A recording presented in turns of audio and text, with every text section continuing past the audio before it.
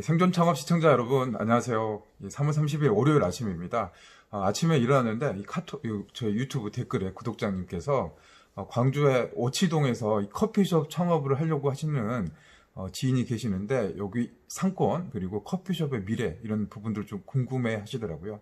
그래서 제가 아는 대로 좀 설명을 좀 드릴 것 같아요. 지금 다들 어렵고 힘들어서 뭐 폐업도 늘고 임대 문의도 많아지고 있는데, 또 이런 와중에서 또 새롭게 또 창업을 하신 분들도 많으신 것 같습니다.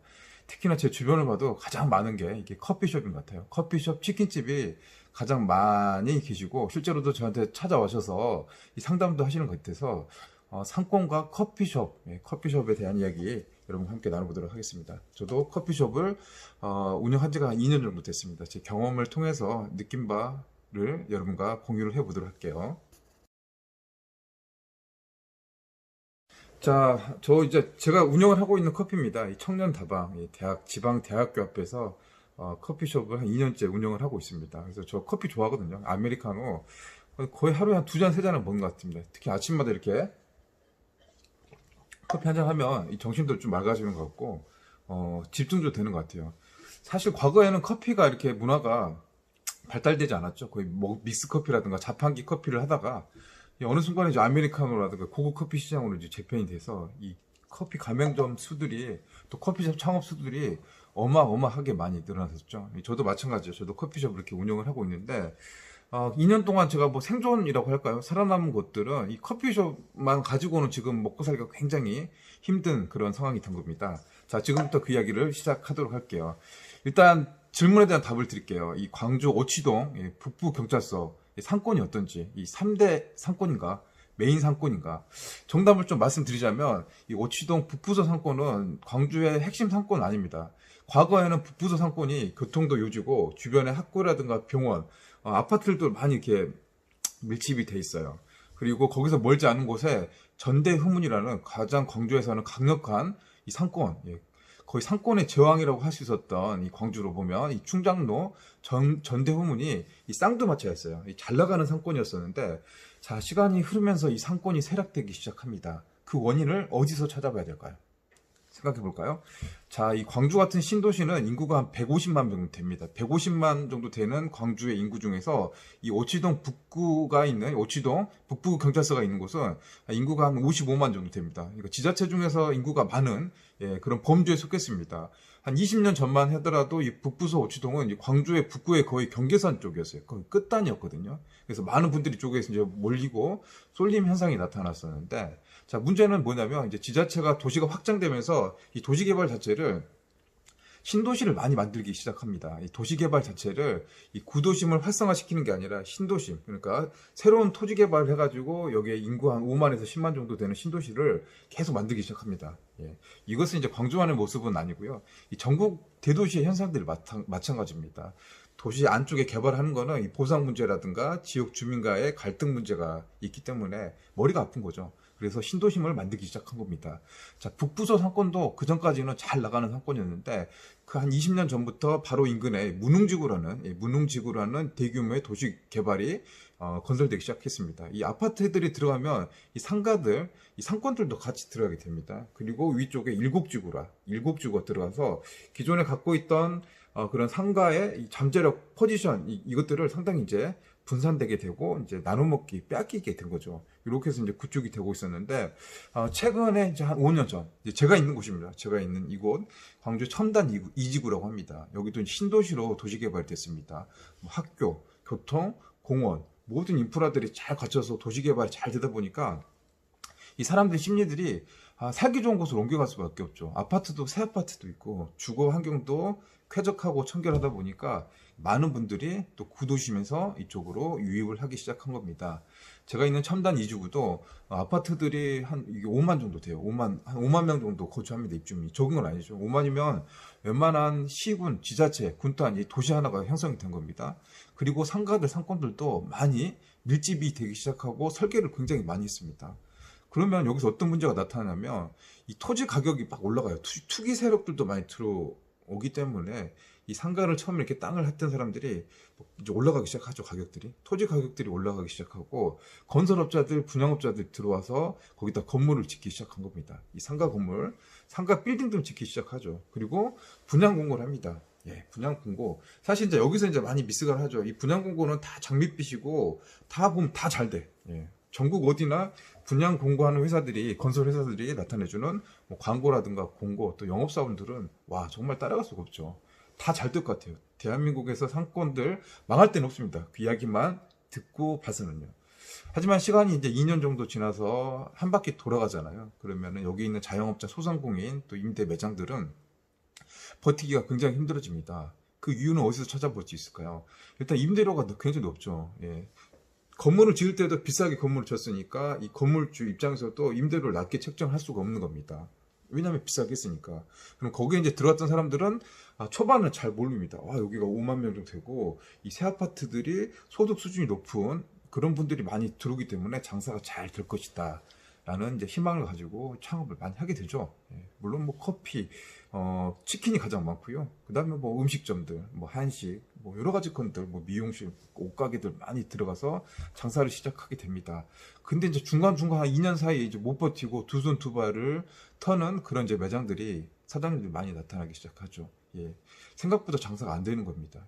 임대료는 고정비는 높고, 또 아시다시피 최저임금이라든가 이 소득주도 성장으로 이 자영업 여건들이 갈수록 이제 힘들어지는 그런 정책들도 같이 시작되다 보니까 못 버티는 거죠. 힘들어지는 거야. 임대료 내기도 버겁고 손님들이 또 많지도 않아.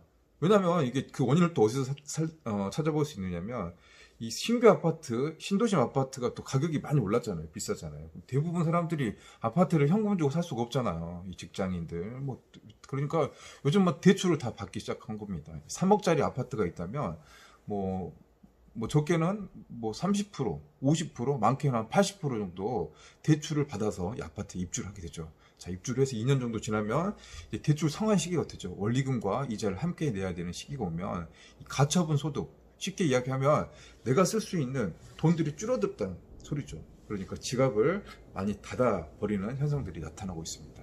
그러다 보니까 이제 신도시 상권들이 이제 힘들어지는 상황이죠. 그러면 구도심 상권은 잘 될까요? 예, 똑같죠. 이 신도심도 안 되면 구도심은 다 안 되죠. 왜냐하면 소득을 쓸 수 있는 구매계층, 젊은 층들이 20대, 30대 분들이 대부분 다 빠져나가 버립니다. 그래서 구도심에 계신 분들은 나이가 좀 있으신 고연령자, 예, 뭐 고령화 시대를 맞춰가지고 그 구도심을 지키고 계신 분들은 이제 뭐 오래된 아파트라든가 뭐 일반 주택이죠. 일반 주택에 사신 분들은 이제 나이가 드신 분들, 이제 은퇴하신 분들, 소득이 많이 좀 끊기셔가지고 소득 수준이 이제 낮으신 분들이 많이 계시다 보니까 주변 이제 상권이 좀 활성화되기 힘들고 살아가기 좀 힘듭니다.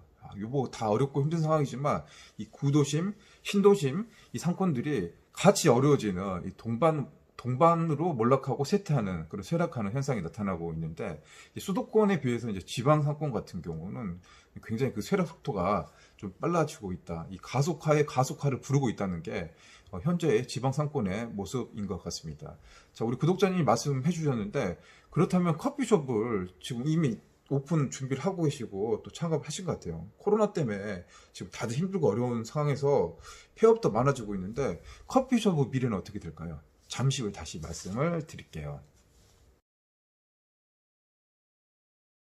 자, 이제 커피숍 창업을 정말 많은 분들이 하세요. 이렇게 폐업도 많은데 창업이 많습니다. 일례로 이제 그 통계를 살펴봤더니 이 작년에 문을 닫았던 커피숍 폐업했던 곳이 한 7,000개 정도 전국에서 나왔습니다. 굉장히 많은 분들이 커피숍 창업을 했다가 문을 닫으셨어요. 정말 안타깝죠. 근데도 커피숍이 많은 건 뭐냐면 이 그 틈새로 거의 2배 정도 되는 한 13,000개 정도 되는 신규 매장들이 또다시 오픈을 하고 있다는 점입니다. 그러니까 우리 주변 보면 커피숍이 항상 많을 수밖에 없어요. 문을 닫는데도 많지만 새롭게 오픈하는 것들이 더 많기 때문에 이 커피숍은 지금 많아요. 이렇게 수요와 공급도 수요도 많이 늘었어요. 저 같은 경우도 날마다 커피 마시니까 이 수요도 많이 늘었지만, 문화가 됐지만, 그에 또 비례적으로 더 몇 배나 많은 공급이 더 많아지니까 커피 시장이 어려운 것 같습니다. 그래서 지금 구독자님 지인분이 광주에 이제 커피숍을 이제 오픈하는 것도 그 같은 이제 추세 속에서 하시는 것 같아요. 그렇다면 이제 오픈을 하셨다면 살아남아야 될 거 아니에요. 어떻게 하면 살아남을 수 있을까요? 생존해야 되잖아요. 생존 창업. 참 어려운데, 저도 이제 커피만 이렇게 2년 정도 커피만 해봤을 때는, 요것만 팔았을 때는 생존 못했을 것 같아요. 한 1년도 버티지 못했을 것 같은데, 그나마 제가 버티고 오면서 이 청년 다방 매장을 뭐 2년째 운영을 할 수 있었던 거는 이 커피 말고 다른 이제 서브 메뉴들이 있어요. 저는 이제 사실 커피보다는 이 좀 프리미엄 떡볶이가 주 매출의 한 80% 이상은 커피보다는 이 떡볶이가 차지하고 있어요. 한 15,000원, 2만원 정도 객단가가 높은, 거기다가 서브 커피 같이 따라온 구조이기 때문에 그나마 생존하고 있는데, 이 커피만 하는 경우는 정말 좀 힘든 상황이 될 수가 있습니다. 그러니까 한 7,000에서 8,000 곳이 1년 사이에 문을 닫게 되는 것 같습니다. 자, 그러면 제가 생각하는 이 커피숍에 생존할 수 있는 것을 한 5가지 정도로 한번 머리를 좀 굴려봤는데요. 그에 대한 이야기를 하면서 이 방송을 마무리할게요.